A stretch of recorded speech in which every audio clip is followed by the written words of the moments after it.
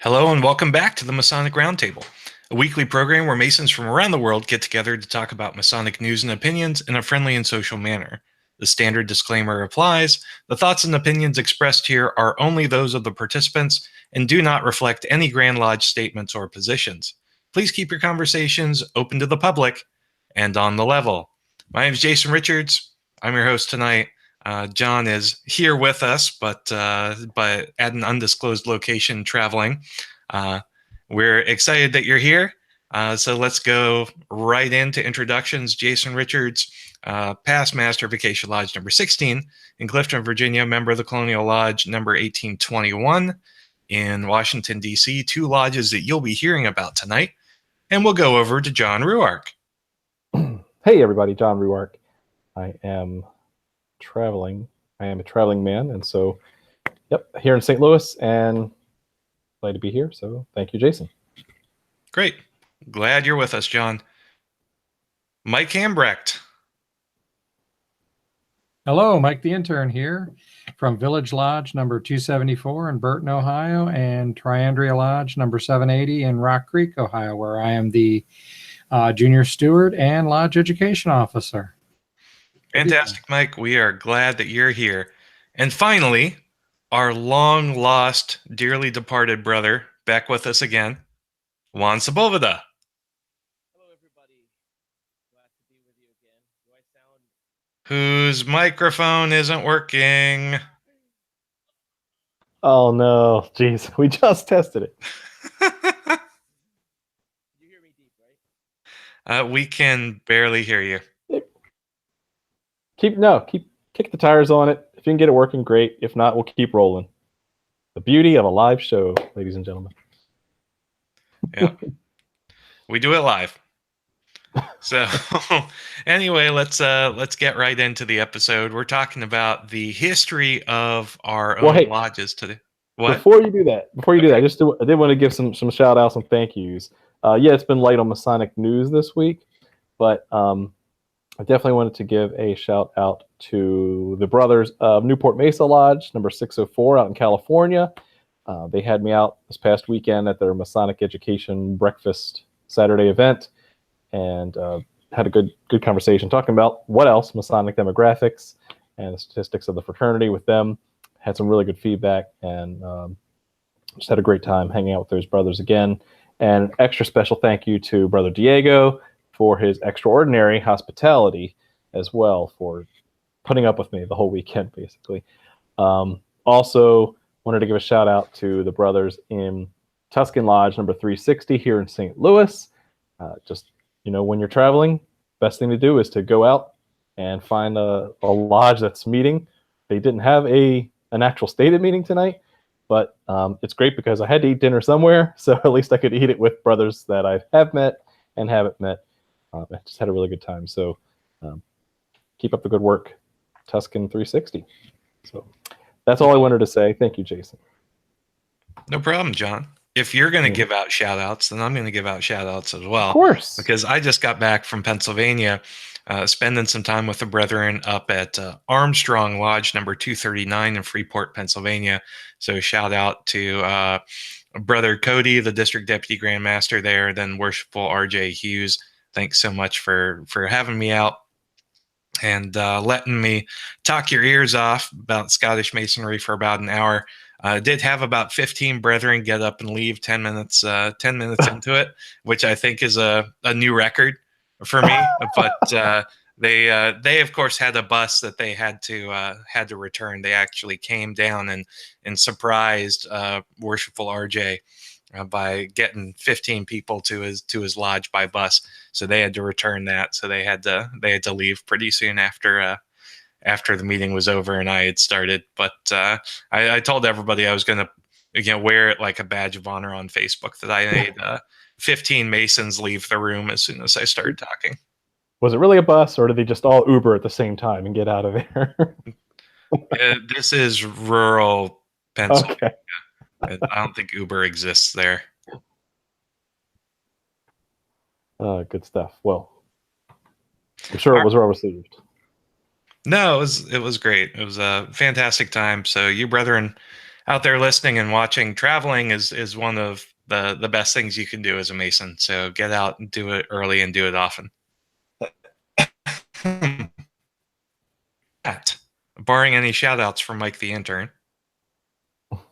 No, I don't really have any tonight. So, yep. We will we'll get into the meat of our episode, which is the history of our respective lodges. So we as hosts get up in front of y'all every week and say, "Oh, I'm so and so from this lodge. I'm so and so from this lodge," and we wanted to spend an episode tonight just talking about our respective lodges, where they came from, what their history was, in hopes that that might spur you to do some digging into your own respective lodge histories. Because each lodge history is very unique. The circumstances under which it was founded are unique, and how lodges grow, change, morph, merge over the course of history is really neat and really exciting.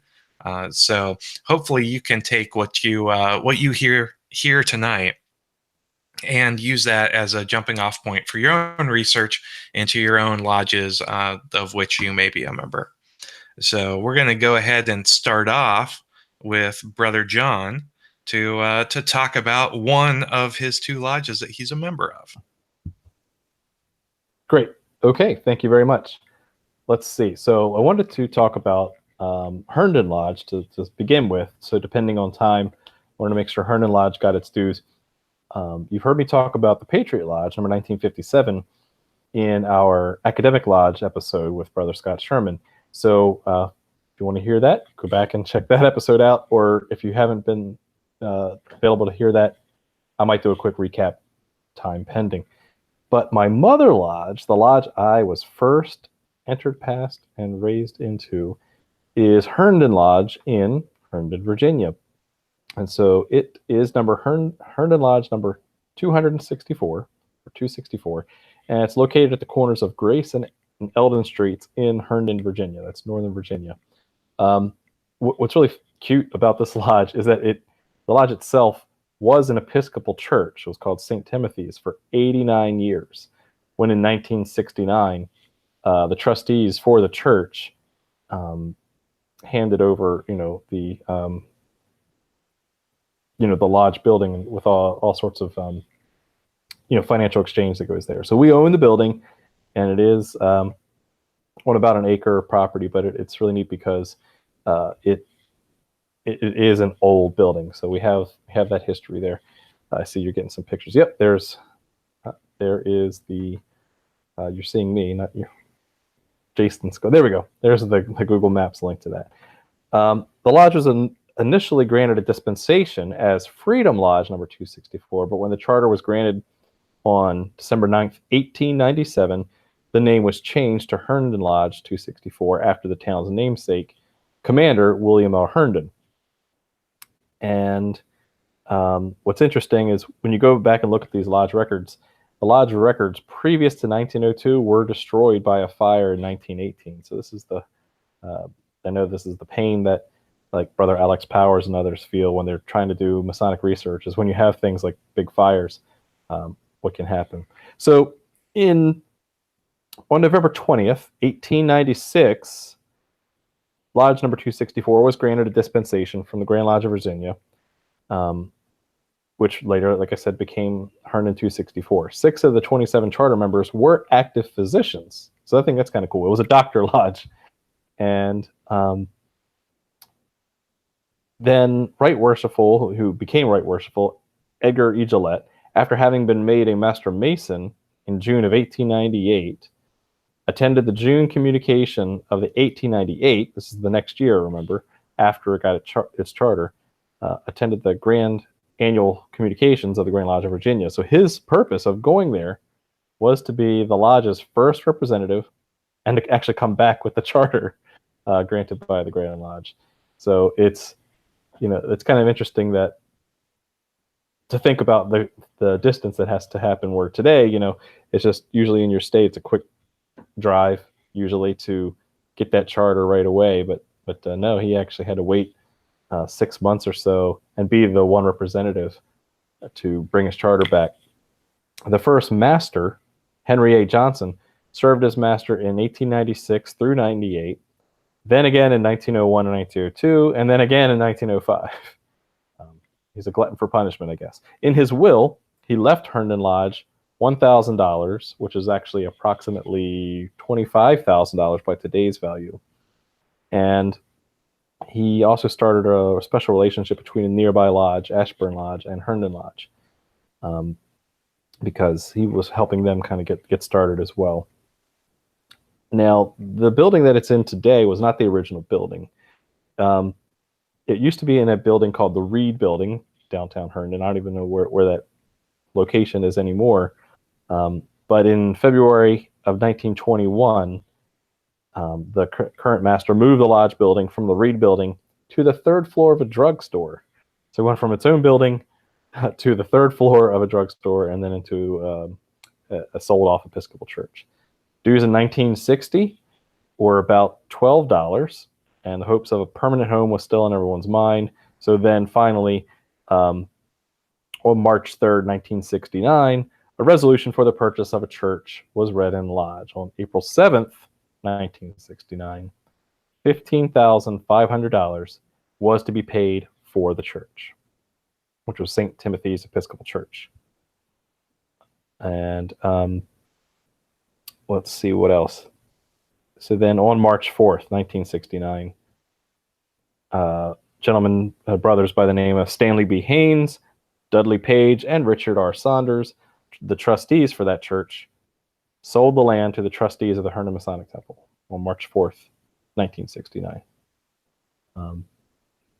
Now, this was interesting. The lodge needed an additional $10,000 to close on the deal in St. Timothy's. Here's a quote. "We purchased this building at a cost of $16,000.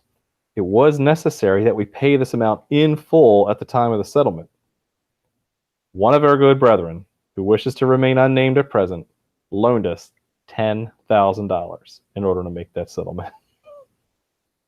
That's amazing. It's 10 grand in 1969 dollars. So that was no small undertaking by a very generous brother. And that helped give it its home and its permanence where it is to this day. So that's amazing. And let's see, anything else? The first communication in that current temple was held on August 4th, 1969. On November 29th, 1971, Most Worshipful Charles F. Schuler and his officers conducted the dedication ceremony of the final, the current place that it sits.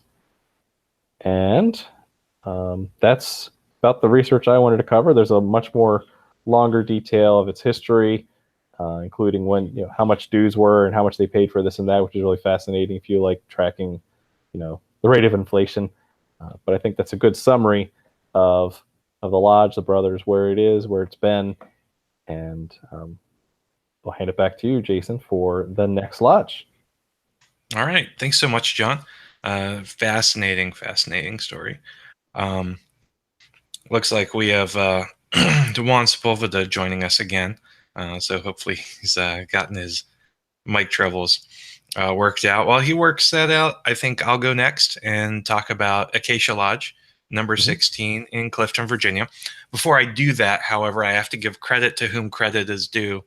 And most of the research that I came across, I am shamelessly ripping from Brother David Hill, who is my Masonic mentor and also the Lodge Education Officer for Acacia Lodge.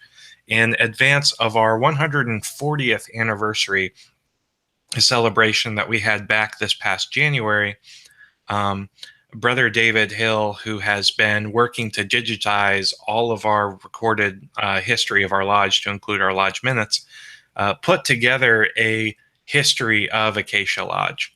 And so I am shamelessly taking his research and reproducing it here as far as Acacia Lodge's history is concerned.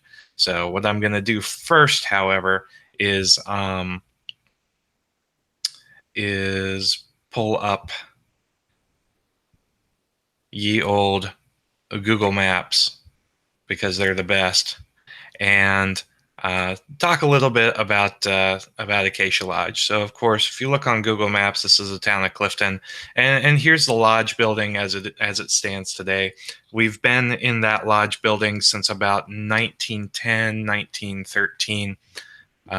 It used to be an old mill, and actually back in the Clifton barn here, which you can rent out for celebrations and parties and whatnot. They have some of the original milling equipment that used to reside in our lodge building. So, as far as Acacia Lodge is concerned, on March 10th, 1875, there was Brother John Worthington who sent a letter along with $25 to the Grand Lodge asking for dispensation to start a lodge at Clifton Station. So the original petition contained signatures of 16 Master Masons in good standing, with Manasseh Lodge number 182 vouching for the Masonic and moral qualifications of the petitioners. So Manasseh Lodge is a lodge in Manassas, Virginia, and is really our mother lodge. Acacia Lodge is their daughter lodge. So the district deputy for the first Masonic district, Joseph Hopkins, wrote that it made sense because it was a hardship for them to travel up to Henry Lodge in Fairfax or Manasseh in Manassas to attend lodge, because they were in Clifton Station. It was a number of miles to either lodge. I think it was probably close to 10 miles in either direction. So the Grand Master, Most Worshipful William Taliaferro, in March 11th of 1876 issued a dispensation, and the first regular communication of Acacia Lodge under dispensation was held in their hall at that time. So the original location for Acacia Lodge was actually Makeley's Storehouse, which is on the corner of Main Street and Chapel Roads, which is just a few hundred feet from the lodge location today. So if you take a look at the lodge location here and you go down across the railroad tracks, this little square plot of land here used to be Makeley's Storehouse, and the lodge actually met on the top floor of the storehouse for a number of years until the early 1900s, when it ended up moving back down to about where it was. It was actually right about here, closer to the creek. But after the flooding that happened about 10 years ago, they lifted the lodge off its foundation and moved it closer to the street and away from the creek. At the April 1903 stated meeting, a committee was appointed to solicit subscriptions in what was to be called a joint stock company, which would actually purchase a building in use, which was used as a lumber mill, from Mr. R.C. Hickey, who would rent it to the lodge. And the lodge was to pay annual interest and keep the property insured, etc. Acacia made payments to the loan's interest and occasionally to the principal until early 1920, when they reached an agreement with Mr. Hickey to exchange lots for one more convenient located on Main Street. And the lodge was then moved by rolling it on logs, very, very King Solomon's Temple-esque, by being pulled by a team of horses and or mules to its present site in June 1920 from its original location several hundred feet to the east. And Acacia Lodge really has persisted since then and has flourished since then. Acacia Lodge has actually been invited to lay the cornerstone in several Clifton institutions, to include Clifton Baptist Church, the Clifton School, and the Oak Grove Methodist Church. So the Brethren and the Masons in Clifton have been a huge part of the town of Clifton and the public view of Clifton for over 140 years at this point.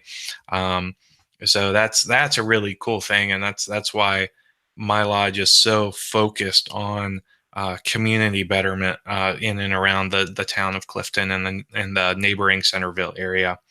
Our building, hasn't been without its without its rough patches.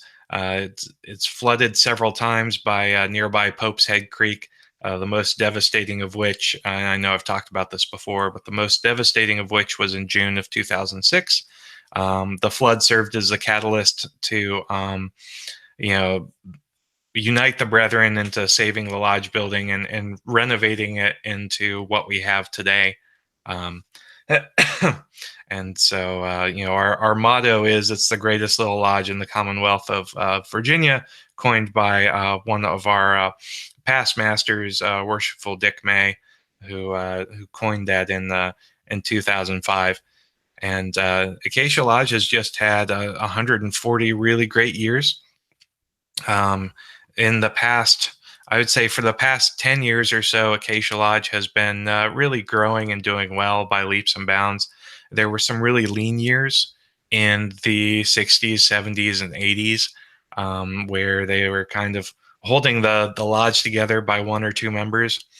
But I'm really happy to see Acacia just doing well and having a lot of success in and around the town of Clifton. So they just presented a Community Builders Award to the mayor of Clifton, and they also presented it to the Clifton Presbyterian Church, the pastor of Clifton Presbyterian Church, earlier this year. And so they're doing a lot of great things and working really, really well in the community. So their worshipful master, Joe Furtek, is doing a great job this year. And that's what I've got for Acacia Lodge number 16. Now we'll just go over to Mike the intern, and you can talk about Village Lodge. Yeah. What I will do real quick, just to cover it, because I have very little, but on Triandria, I'll just cover that one real quick. Triandria Lodge, my understanding is fairly new. I don't know what year, but I do know that they were a merge of three lodges. Again, Rock Creek being only one that I'm aware of, and two others. And then more recently, they merged with Hartsgrove Lodge. So that's basically the small piece of it that I do know. I wish I knew more. I apologize to the guys at Triandria that I don't know more.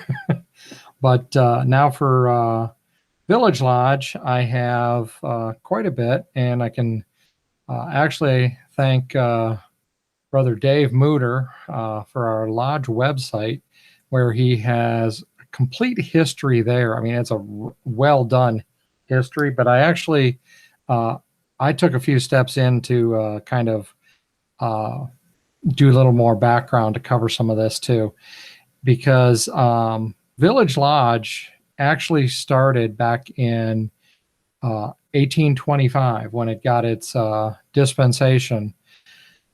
And at the time, it didn't even have a number yet. Back in 1825, they just were permitted to work as a lodge under dispensation until the next communication of the Grand Lodge of Ohio. In 1826, there was a mention of it, being under dispensation. This is unfinished business to Village Lodge number, and they even have a dash line in there to say, we don't know what number it is. By the end of Grand Lodge communication in 1825, or 1826 rather, I'm sorry, they got their charter.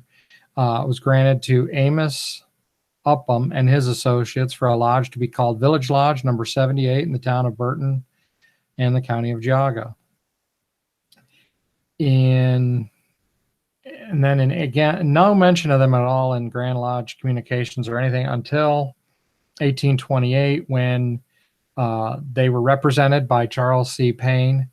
And Charles Payne, from what I could find out, represented quite a few lodges. I know he represented Village, he represented Western Phoenix, and quite a few others in our area. He was, as a matter of fact, there's a town in our area that I believe is named after, at least, if not him, his family anyway, and that is Paynesville. For Village Lodge, though, there is no more mention of them again until 1842, when they are listed in the abstract lodges, which shows Village Lodge number 78 ceased working in 1824. Now, what's funny about that is that seems contradictory, because of the fact that they didn't even get their charter until 1826. And that seems to indicate that they actually got their dispensation in 24, not 25, or at least before then. But it is known that for certain that Village Lodge never had another representative at Grand Lodge after 1828. And that was Village Lodge number 78. In 1855, the Deputy Grand Master wrote a letter to the Grand Master stating that on June 23rd, June 1st, he issued a dispensation to Brother Erastus Goodwin and Isaac Chatfield and S.M. Sumner and 12 other brethren and all of them Master Masons for a lodge at Burton, Geauga County, to be called Village Lodge, which was recommended and vouched for by Chardon Lodge number 93. Now, there's a little bit of irony here.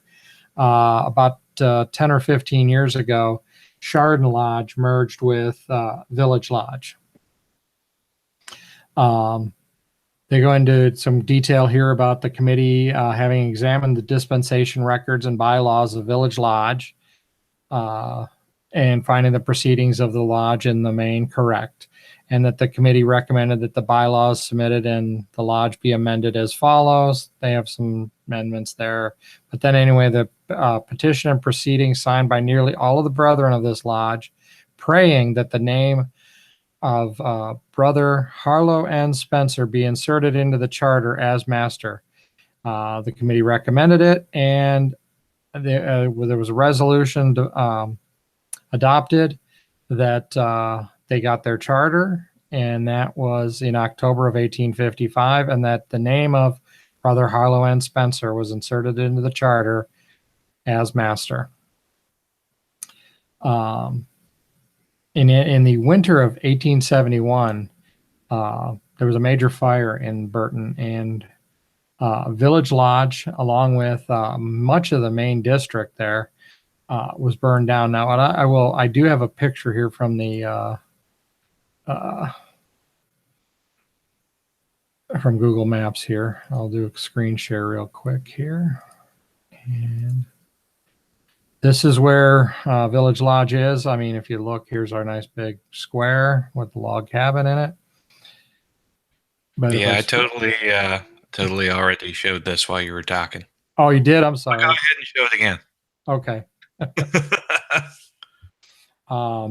Anyway, here is, our lodge, and literally from this door to this door here is our lodge. We own all of that space. And this sign here, we're the only site on this strip here that is allowed to actually have an standing out sign because it's grandfathered in. If we ever have to do major repair work to it, it won't be able to still be there. So, but yeah, if you look, this whole strip actually had entirely burned down back in 1871. But this is what was built and replaced it, and is still the same building that we had back then. And that's really about all I have about Village Lodge, other than, I would recommend going to villagelodge.org and reading. They've got a lot about the Western Reserve and the First Masonic Lodges. They talk about that there. There's a little mention of Charles C. Payne and his involvement with several other lodges. I I will mention too that in 1946, they had an affiliated chapter of the Order of the Eastern Star, Clover chapter number 201, and with the help of Village Lodge, built a breakfast booth at the Geauga County Fair, and they have been in active participation with the county fair every year, selling breakfast and lunch and dinner to raise funds for all of our charities, which include, after proms, Easter egg hunts, the 4th of July, veterans fireworks, and quite a few other things. So anyway, on to the next one. No, that's awesome. And Thanks so much, Mike. Here. Yep. Yeah, thanks so much, Mike. Brother Juan, are you back with us?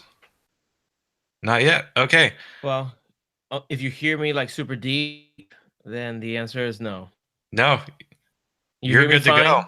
Let's talk about Orange Blossom Lodge. Let's talk about Orange Blossom Lodge. My brothers, thank you for your patience, even though I hear you like you you came from the Ultratumba. A couple of facts about Orange Blossom Lodge. It has a very tumultuous beginnings. It moved from place to place for many reasons, and I'll touch on a few of them here. And the charter for Orange Blossom Lodge, it was chartered on January 22nd, 1885. And Kissimmee, back then, this is, shortly after the Civil War, it was to a degree getting used to coming back to some sort of normalcy. The irony of it is that Kissimmee, or Osceola County, which is the area in which I live, was a cattle mecca.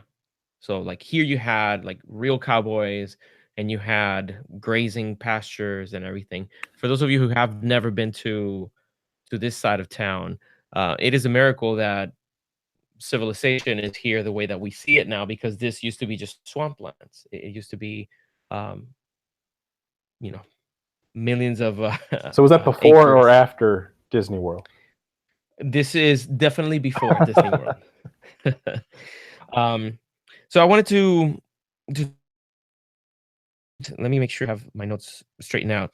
One of the details that I wanted to mention is about in 1881, Hamilton Diston, he purchased 4 million acres of land in the state of Florida.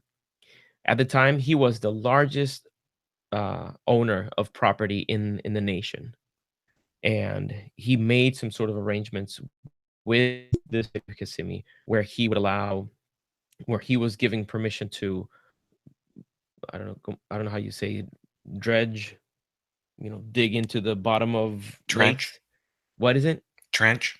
Yeah, so they would do that, remove material so that all the swamplands could then settle into that, so you have drier land to develop, and that's where our city came from.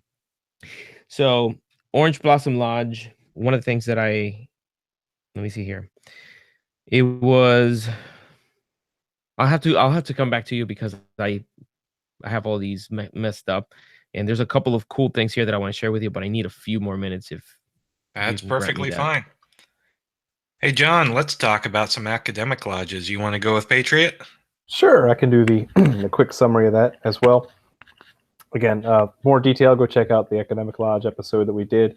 But the short version is we're a relatively young lodge. The Patriot Lodge, number 1957, was officially chartered on November 11th of 2011. So 11/11/11 makes it really easy to remember. But previous to that, it's kind of interesting that the Patriot Lodge was, up until then, the first lodge chartered for over 30 years. Now, there were other like daytime lodges and research lodges, but like a full-on brand new lodge was the first lodge chartered in over 30 years. So pretty much my whole existence at that point. So that was kind of neat to be part of that from the ground up. And basically, it was the brainchild of surprisingly, a couple of brothers who were also students at George Mason University. They ran into each other in the dining hall. They saw the square and compasses on their hats and stuff, and just became friends instantly. And said, "Wouldn't it be neat to have a lodge on campus?" And yet, fast forward many years and a lot of hard work, and here we are. But it was interesting is that we were working under dispensation for over a year, and just through all of 2010, through a lot of hard work and getting establishment of the work of now past District Deputy Grand Master John Shelton. He was the charter master of the lodge at the time, and did the yeoman's work in doing all the diplomatic work necessary to get all the Grand Lodge approvals and get the Patriot Lodge started. So what's interesting is even tonight, talking to the brothers at Tuscan 360, they said, "How big is your lodge building?" I said, "It's this big. It's nothing, because when you're chartered in 2011 with the real estate prices in Northern Virginia, there's nothing you can buy. You can't buy part of a curb in the prices around here." So now they do meet in a frat house now, right? Sort of. they for the first 4 or 5 years of existence, we had to rent out spaces. So we met at a hotel that met at George Mason campus, and then that shut down, and we moved into a classroom setting. So we would actually travel all of our equipment in, all of the furniture of the lodge, and then set it up, black out the windows, make sure it's good and tiled, and then operate. And then when we're done lodge, break it all back down again and cart it away.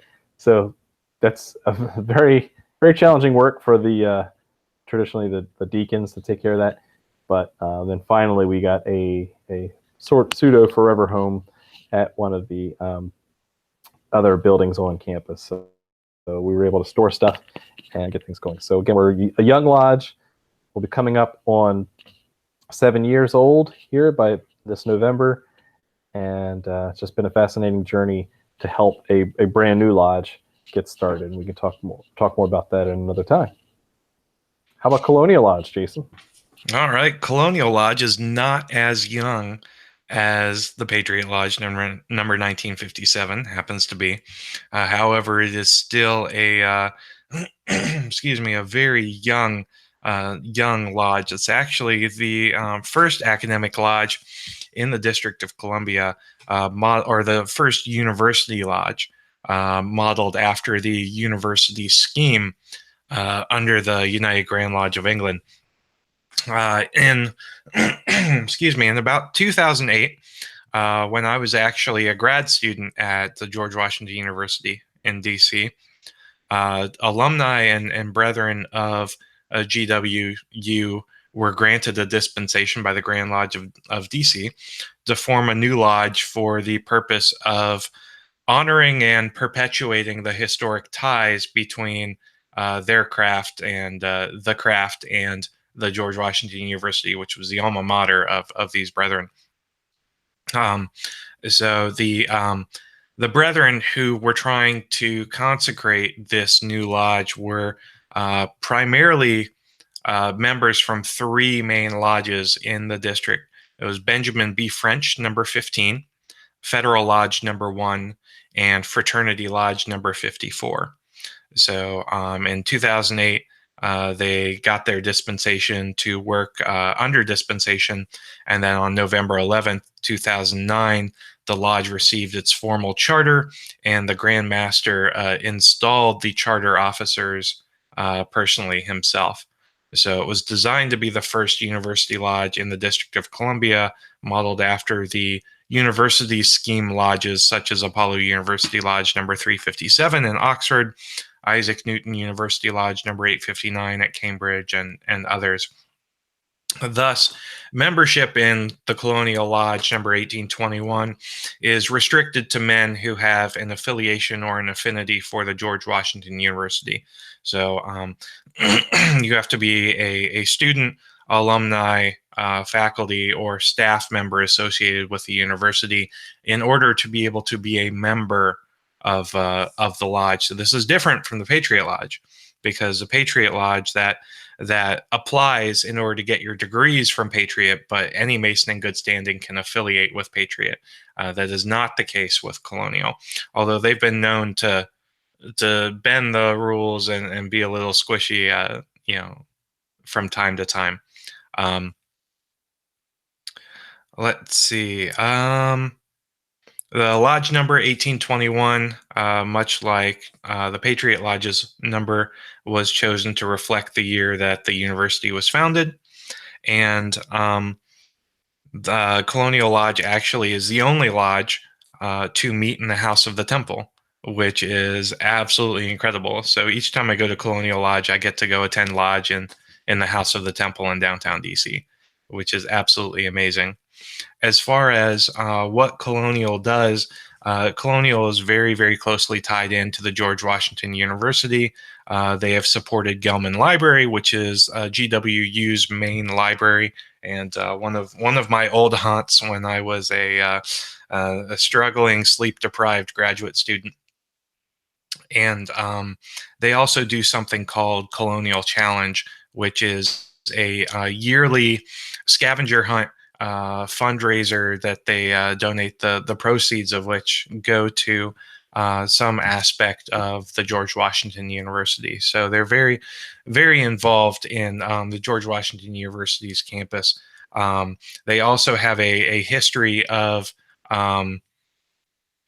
conferring the degrees on GWU presidents, President Trachtenberg being the last of those GWU presidents who became Masons. The two folks that followed, I do not believe are Masons, but the lodge is very closely tied into the George Washington University community, and I'm really excited to see the good work that they continue to do. And it's just amazing having lodge in the House of the Temple. It's just the best thing ever. So with that, Juan, you ready? Yes. Thank you so much for that. Isn't it crazy though? It's like now we complain so much about, how our lodges are doing, and these brothers that started these lodges, like they really went through some really deep stuff to keep our lodges running and keep the fraternity moving forward. So we owe them, a lot for what they did. Okay, so back to Orange Blossom.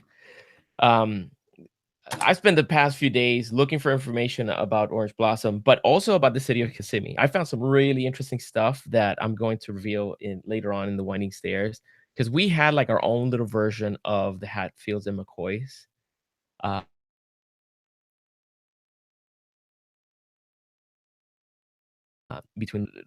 I'll tell you the last name later, but it was fascinating. So I went down this rabbit hole story, and one of the members of this battle is a brother, and his tomb is here in one of my favorite places, and I didn't know this, so I'm gonna take my camera up there and have a little fun. But anyway, going back to Orange Blossom Lodge, like I mentioned earlier, we changed location many times, and it started in 1885 when the Grand Lodge of Free and Accepted Masons of the state of Florida, on January 22nd, they gave the charter, which still sits behind the worshipful master in our lodge.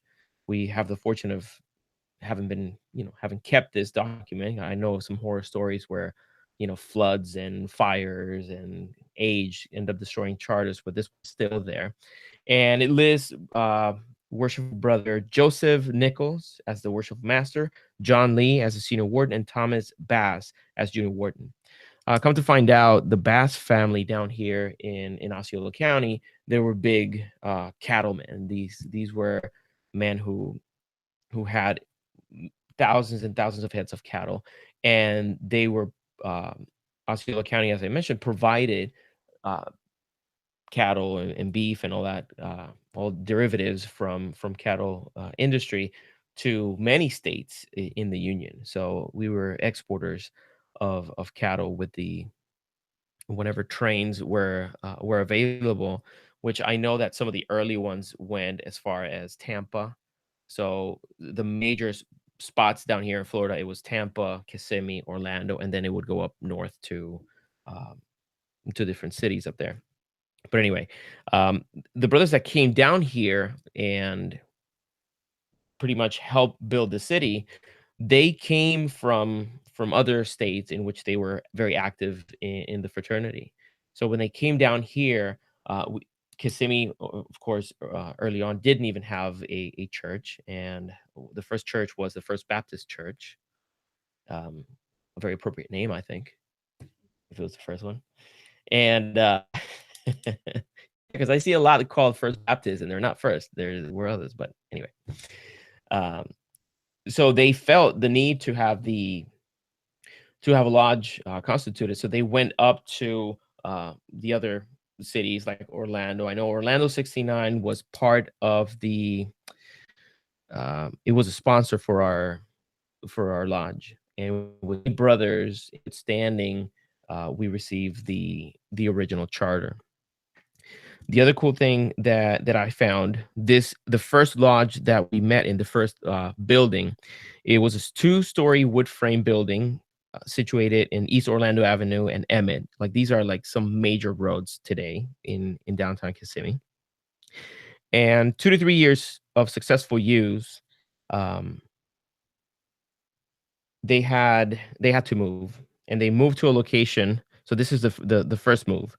They moved to the 3rd floor of the Brando Opera House. And this is also in Broadway, which is the main street down here. 3 years after that, they had to move to, and this was because they chose to. They wanted to find a more comfortable location. So after 3 years, the lodge voted to move again to the 2-story building that I mentioned previously. And during the building was in somewhat of a poor state, to the degree that for at least a portion of the time, the lodge had to be, which was the 2nd floor, it had to be reached by a ladder. So fortunately, we, at that time, you had the members of the lodge weren't. These were like hardworking men that were used to hard labor. It wasn't like office jobs or anything like that. But then, of course, that proved to be inconvenient. So they moved to that building was sold, and they had to move. This is now the 3rd move, and they moved to another building located on the corner of Broadway and Dakin Avenue.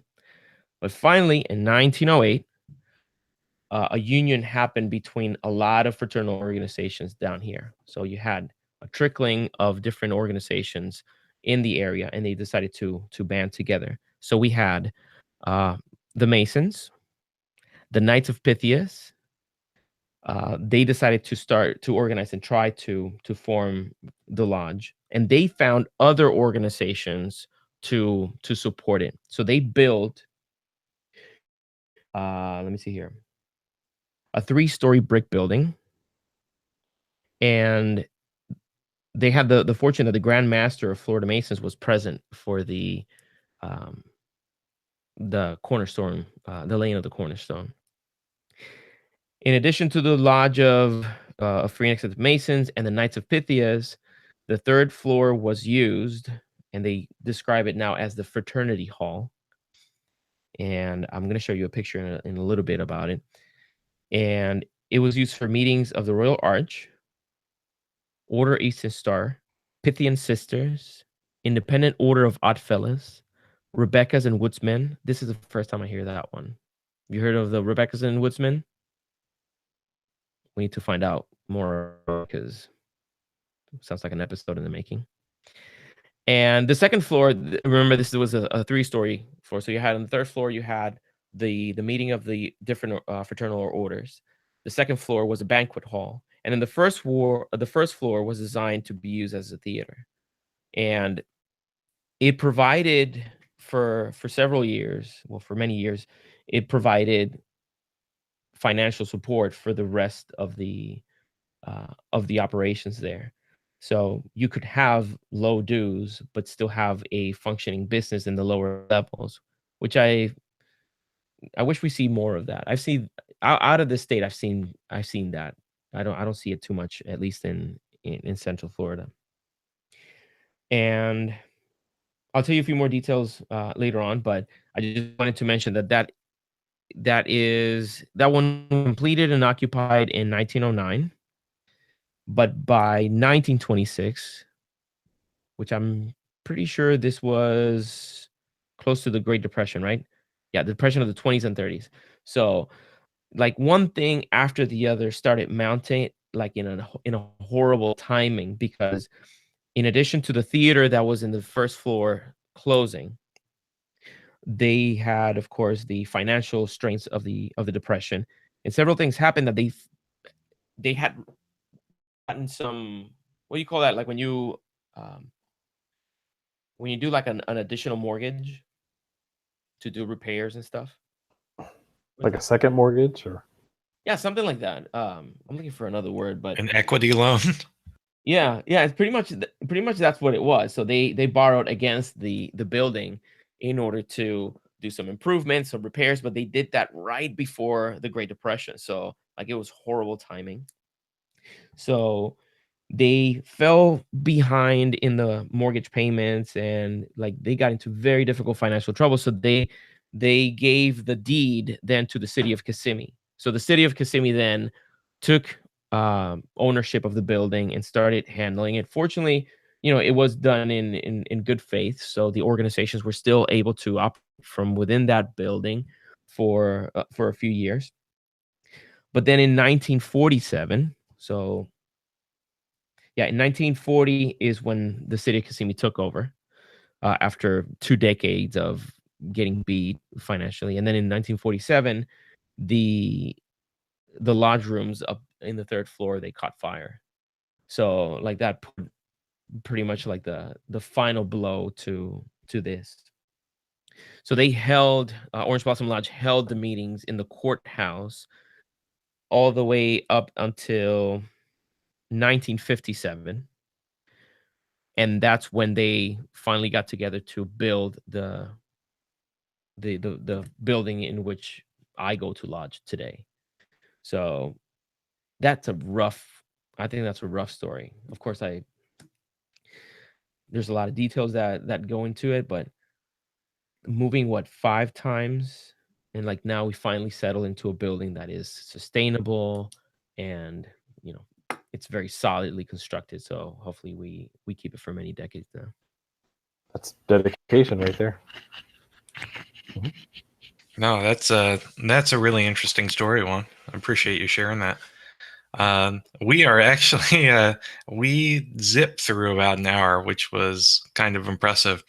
So a lot of really good conversations going on the chat and the YouTube page. So if you aren't watching this on YouTube, you have to watch this on YouTube.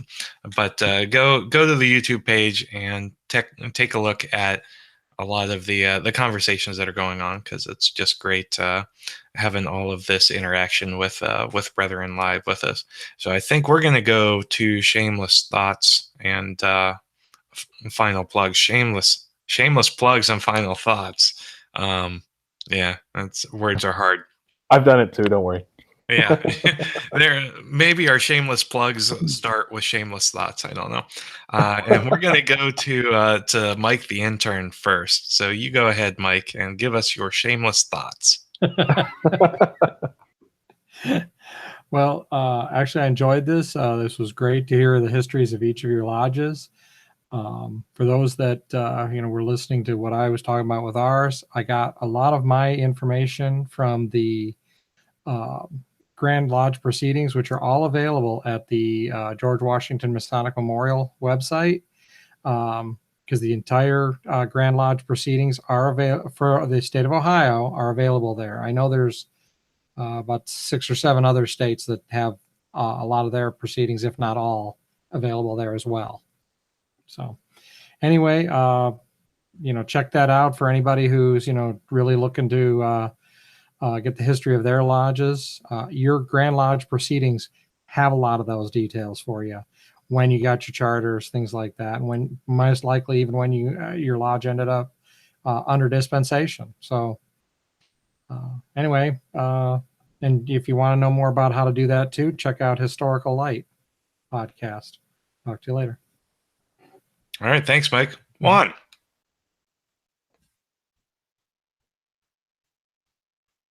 Unmute yourself. But I have one too many screens open. I promised that I was going to show you a picture of fraternity building, or the 3rd floor fraternal hall. I don't know if you can see that there. Speak into the microphone, Juan. Here, can you see that? Yeah, there we go. So that's the building from that we were for, several years there. And let me go back. Wow, that's nice. Can you still hear me? Not very well. Okay. All right, so okay, you hear me better now? Okay, I'll just make it brief if you can hear me. There we I go. love you guys. I'm sorry for my technical difficulties. But it was fascinating working on this, trying to find a little bit more information. Thanks to the Brothers of Orange Blossom Lodge number 80 for putting together such an awesome website. If you haven't checked it out, go to obl80.com so you can see more of the pictures and read some more of the details about the history of Orange Blossom Lodge. And more especially, Worshipful Jim Fisher, past master in 1995, he put together a good report that compiled a lot of these details. So thank you, brothers, for watching and listening, and let us know what you think of the program, how you make it better, what's your favorite part. Let us know all that in the comment sections of the YouTube channel, or check us out on Facebook or Twitter, and we really value your response. So thank you for listening to the Masonic Roundtable, and I'll see you next week with a better system. Thanks, Juan. John. Jason. Oh, I guess it's my turn for Shameless thoughts. Shameless thoughts. Let's see. What are my shameless thoughts?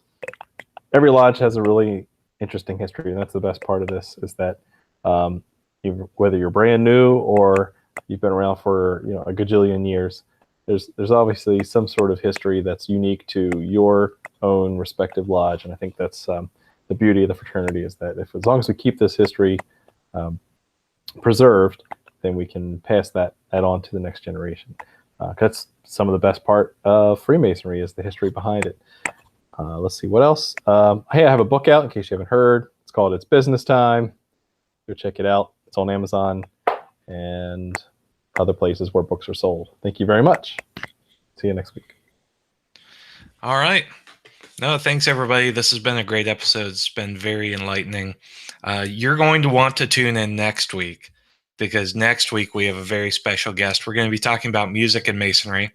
And no, Aphysique, we are not getting Brother Apathy back on next week. However, we are inviting Brother Jason Charles Miller back onto the show to talk about music and Masonry, because he just released his newest album. So we are really excited to have him back on, and we're gonna have a really good time. It's gonna be a great show, and maybe we'll be able to listen to a little bit of his new album. We'll see. So check that out next Tuesday. It's gonna be absolutely fantastic. Thanks so much, everybody, for watching. Thanks so much to the brethren of Armstrong Lodge number 239. Thanks so much for inviting me out. I had a great time. In 2 weeks, or actually a week and a half, I am going to be up in Lebanon, Ohio, which is just outside of Dayton, at Lebanon Lodge's More Light Night. So check that out. I'm going to be giving my Scottish Masonry presentation, and it's going to be a really good time. It's going to be a Saturday evening, so it's not going to interfere with anybody's work nights or work days. So, come out and consider just coming out and hanging out with us, because it'll be a whole lot of fun. With that, thank you so much for spending your time with us, for interacting with us. We're looking forward to coming back to you next week with a great show. Thanks so much for watching, and keep searching for more light. Good night.